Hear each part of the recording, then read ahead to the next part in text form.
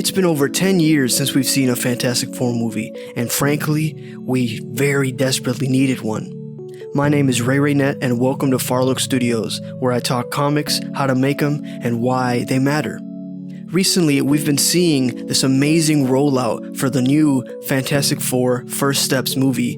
Again, I can't emphasize, this is the first time in a long time where a movie rollout feels significant. I didn't care about the rollout for the Thunderbolts. It was a cereal box or something? We want big cinematic scope, big broad strokes. We want something that feels really like a universe. It hasn't been since Endgame that we've really felt the MCU at its high point. Frankly, spoiler warning, I guess, but not really. For most people, it really feels like the MCU died as soon as Iron Man died. And for good reason. The last couple of movies that Marvel has released haven't really been what they should be. And frankly, it feels like they kind of lost track of who their target audience is, and they've completely lost track of what the comics were. Now, it seems like we're finally moving away from the grungy, rugged, Dark Knight aesthetic brought about by the Christopher Nolan movies.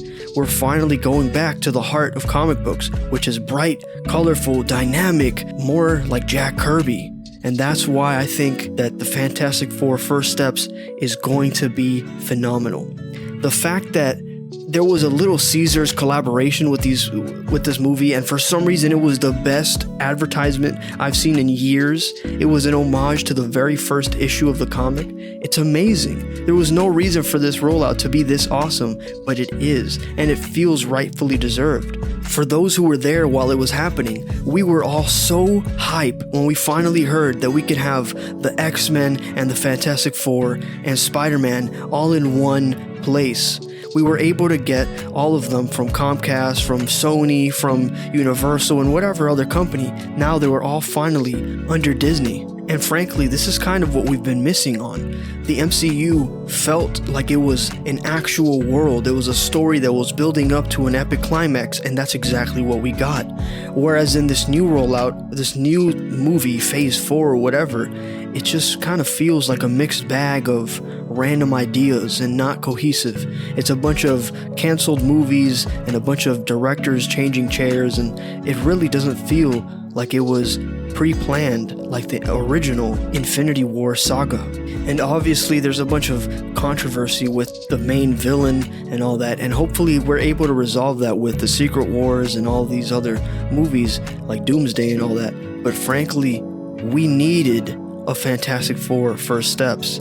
Not only is this movie the most loyal to the comic books, but it literally adapts the aesthetic and the intended ideas and imagery that it originated from. Back in the 60s, comic books were getting canceled left, right, and center due to the Comics Code Authority.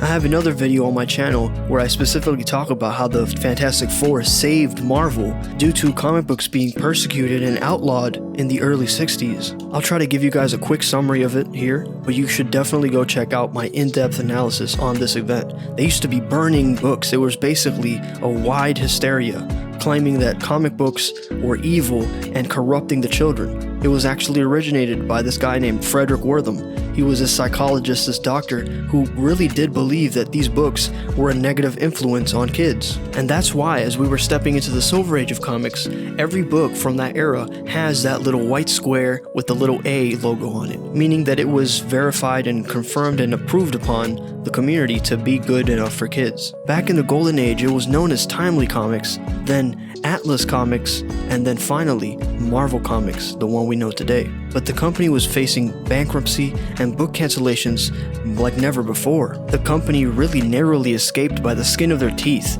They were able to make one hit after the other. It was like a flow state, a streamline of consciousness that was just amazing. It was the dynamic duo of Stan Lee and Jack Kirby. The books that they produced at the time had to adhere to the strict regulations presented by the Comic Book Authority. The Silver Age of comics is really, for many people, including myself, their favorite era, and that's because everything feels brand new. It feels as though it was revived. Nowadays, we get reinventions of characters all the time, but back in the day, this was never seen before. That's why people like Julie Schwartz are heralded as one of the greatest editors over at DC for reinventing all of the original Justice League characters. The editor at Marvel at the time, Martin Goodman, had noticed, speaking with one of the editors at DC, that their books were selling pretty well because of the superhero teams. Maybe this new genre would help him sell new books. So he went and asked Stan Lee to go ahead and make a team of superheroes to maybe rival DC's book. And funny enough, at the time, Stan Lee was even thinking about leaving the company because he was fed up with writing things that were perceived as only for kids, and he wanted to make something that was more serious. He wanted to be seen as a real author, a real writer. After speaking with his wife about it, he realized, if I'm gonna quit, might as well do the thing I want to do anyways. So I'm gonna write real characters, make them relatable, and give them these epic superpowers. He went ahead and grabbed Jack Kirby, who was one of the greatest artists at the time. He was always drawing these monsters and these elaborate spaces, and he was always imaginative with endless ideas. As soon as Kirby was given the script, he knew exactly what he had to do. He had already done something similar to this. 4 characters go to space and go on amazing adventures. He did that over at DC. It was called Challengers of the Unknown. But he wanted to do something a little different. Since he was always drawing monsters, he thought, why not just put a monster as a hero, as one of the characters? And thus, the legend was born. The Fantastic Four were immortalized and launched the company out of bankruptcy, and it rivaled the books over at DC. And here we are, almost 65 years later, we're getting this amazing new movie. But why does this movie feel different? Already, it doesn't look like any other MCU movie we've seen to date.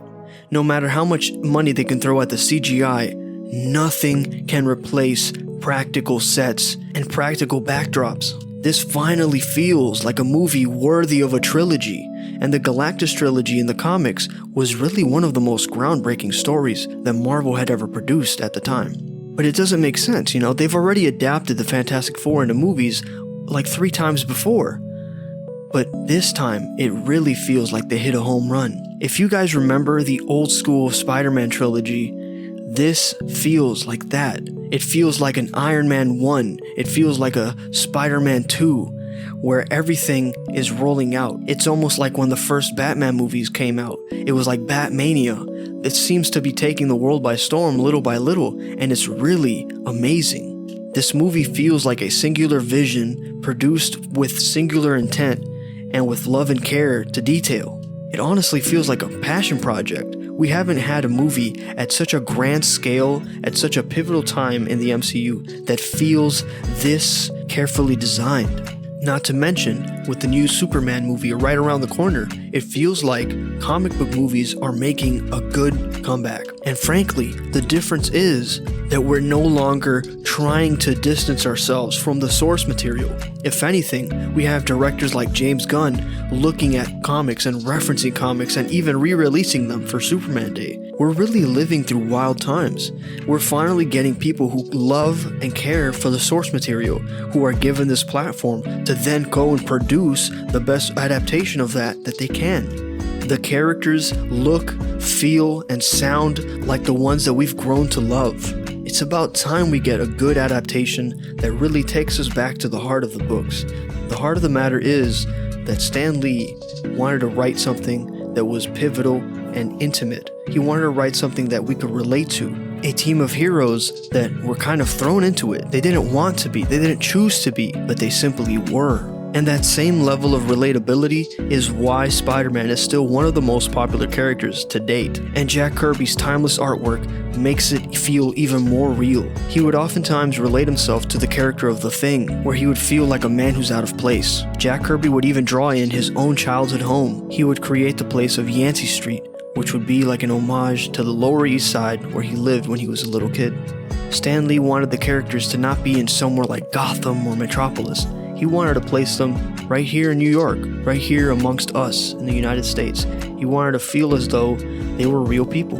The Fantastic Four even had money problems. This was unheard of. Comic book characters at the time were basically these stoic Greek god figures. They weren't exactly designed to be relatable, but Stan Lee and Jack Kirby made them be one of the most cult fan favorite characters that the world has ever known.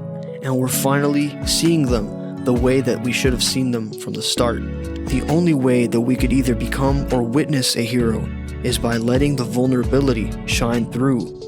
People like Peter Parker or Reed Richards or Ben Grimm, they shine because they're portrayed as just everyday people, simply doing what they think is right, putting themselves at risk to help others, regardless of their injury that they receive. These characters and stories are truly a timeless testament to the brilliance of Stan Lee and Jack Kirby and the epic, amazing tapestry that is Marvel Comics.